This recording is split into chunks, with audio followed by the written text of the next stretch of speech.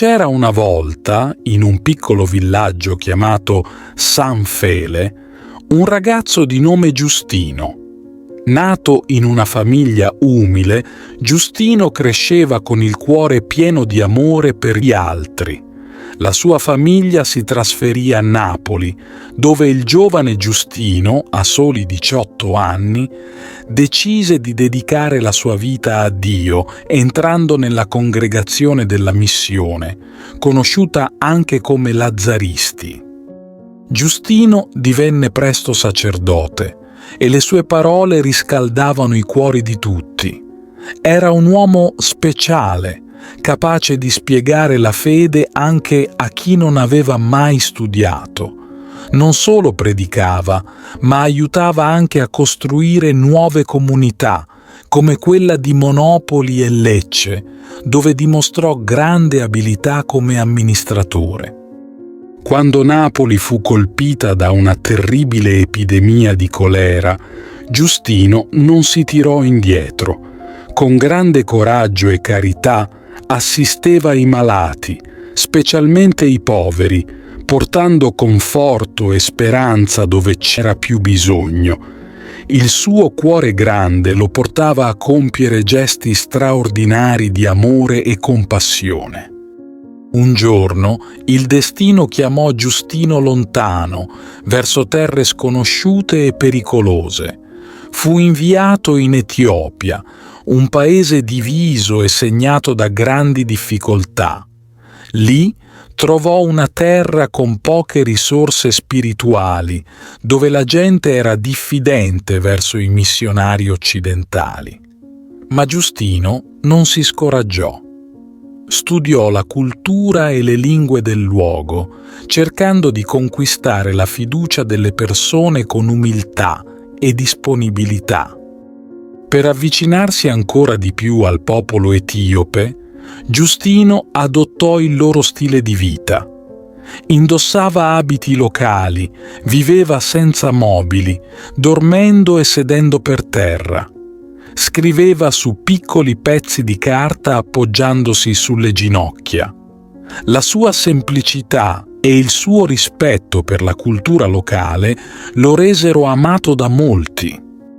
Giustino credeva fermamente che la Chiesa dovesse avere un clero locale. Pensava che fosse meglio avere sacerdoti etiopi, anche se non molto istruiti, piuttosto che molti missionari europei.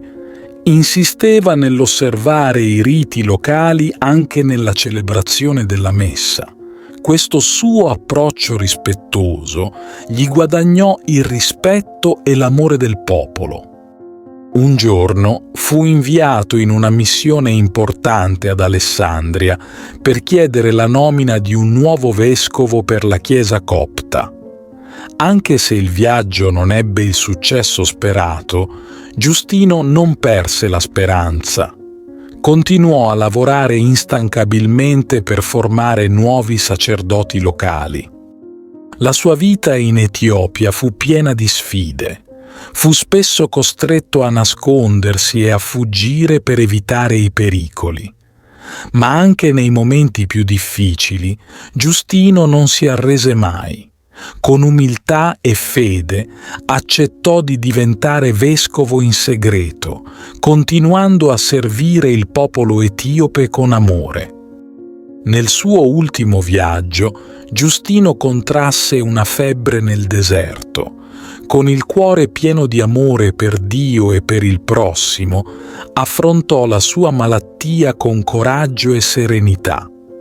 Morì nel deserto, lasciando dietro di sé un'eredità di fede e umanità che continua a vivere nei cuori delle persone che lo conobbero. Oggi la sua storia risuona come un canto di speranza e amore.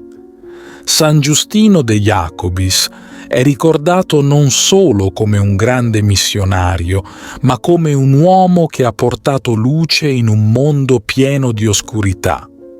La sua tomba a Ebo è diventata un luogo di pellegrinaggio, dove tanti si recano per trovare ispirazione e forza nella sua vita straordinaria. E così la storia di Giustino de Jacobis continua a vivere, un faro di luce che illumina il cammino di tutti coloro che cercano di vivere con amore e umiltà. Ti invito calorosamente a iscriverti al nostro canale per darci supporto e permetterci di continuare a creare nuovi video che condividono storie ed esperienze ispiratrici. La tua iscrizione è un prezioso sostegno che ci motiva a condividere più contenuti di valore e a diffondere messaggi di speranza, fede e crescita personale. Grazie di cuore.